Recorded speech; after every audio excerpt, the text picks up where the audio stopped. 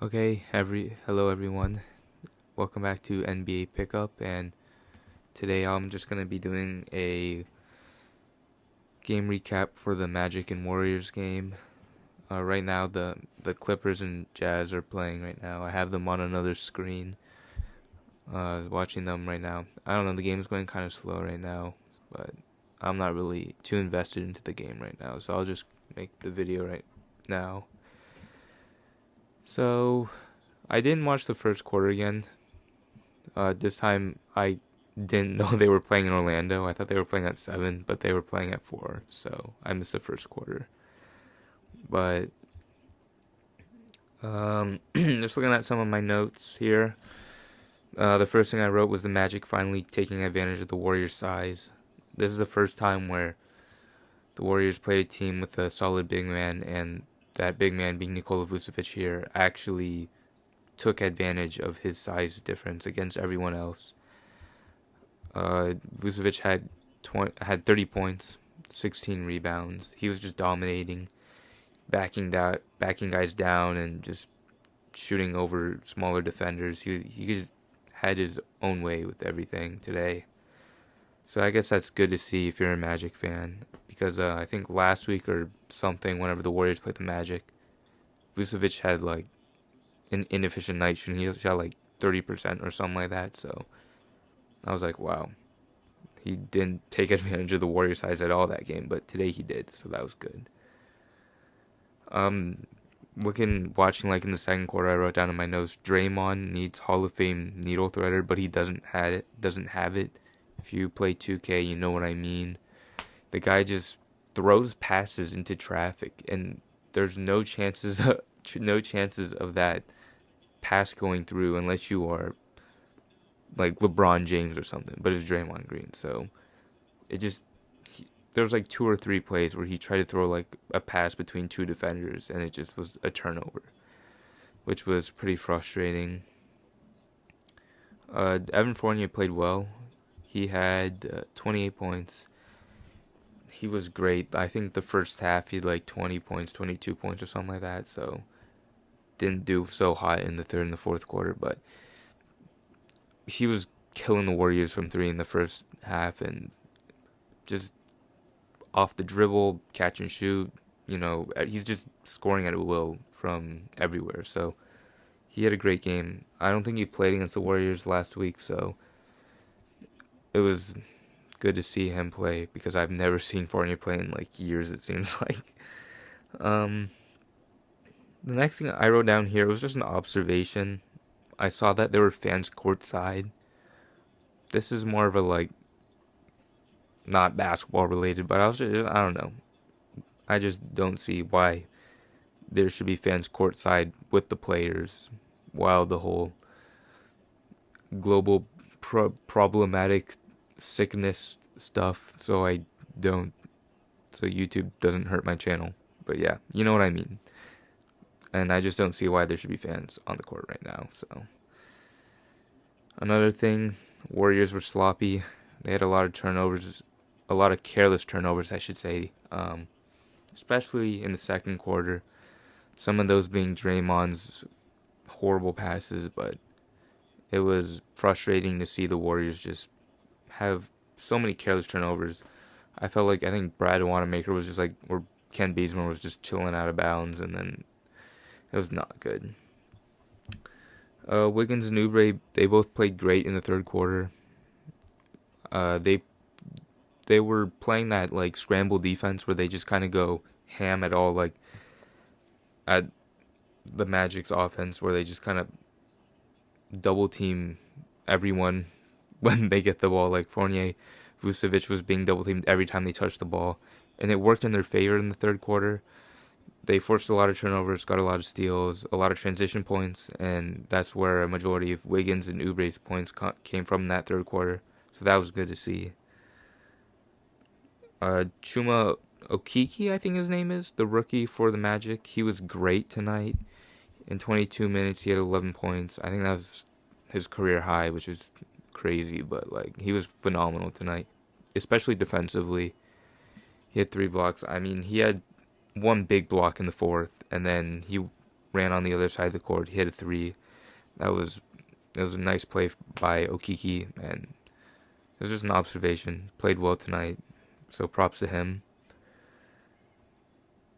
The next thing I wrote, this was in the fourth quarter.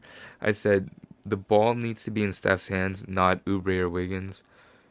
Wiggins took like 2 shots, like fadeaway jumpers, and I was very confused because why is Wiggins taking that shot when Steph is on the court with him? Or just there were probably better options because he shot them like early in the shot clock. Oubre did that once where he just shot early from like a mid-range shot. I mean, it went in, but I was like, I feel like we could have gotten something better than a pull-up mid-range shot from Oubre. The next thing I wrote, Warriors need to stop having careless blocking or reaching fouls early in the quarter. I think in the fourth they picked up 2 quick fouls in the first minute and a half, and that was very frustrating because it forces their defense to be more passive. They can't be as aggressive, which is kind of their like whole scrambling and double teaming Vucevic and Fournier immediately. So if you pick up like these careless reaching and blocking fouls, then you're forced to be more passive because now the other team is in the bonus, like 5 minutes left in the fourth quarter, which can be costly, especially in a game that was this close, and it was. Where would the Warriors be without Steph Curry was the next thing I wrote. Like, obviously Steph didn't have the best game. He's been struggling this game and the game against Miami. But he had 2 threes at the end of the fourth that I think the Warriors were down by like 7 or something. Steph hits a 3 like off the dribble, and then next possession down, he just getting double teamed and all this other crazy stuff, and then he pump fakes, MCW flies by, hits a crazy 3-pointer. Warriors are in the game now, so although his shooting numbers aren't that great, he was still good down the clutch, so we really needed that, even though we still lost. And then the last thing I wrote was, what does Michael Carter-Williams have against Steph Curry that makes him Matthew Dellavedova 2.0?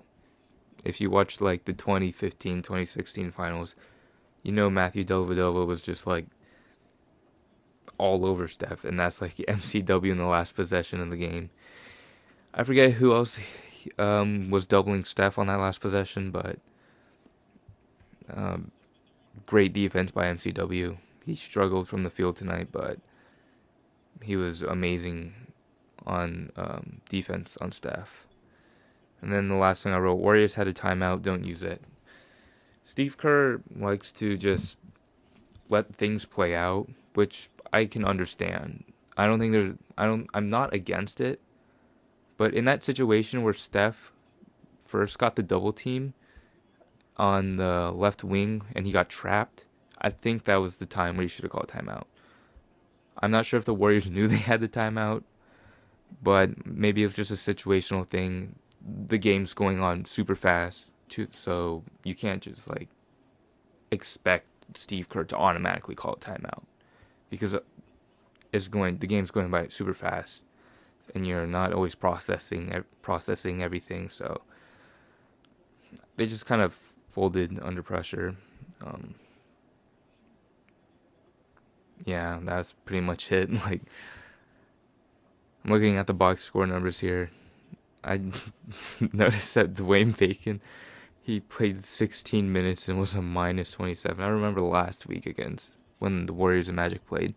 This man, Dwayne Bacon, was the main ball handler, and he just took so many shots, and I guess today he just took nothing, which is pretty funny. Looking at some of the other numbers, since I never really looked at the box score after the game was over.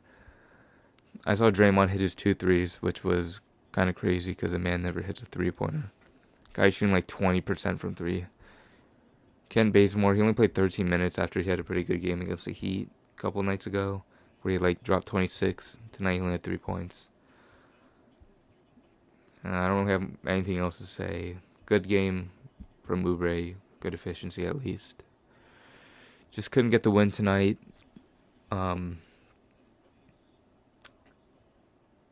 Looks like the Clippers are pulling away as well.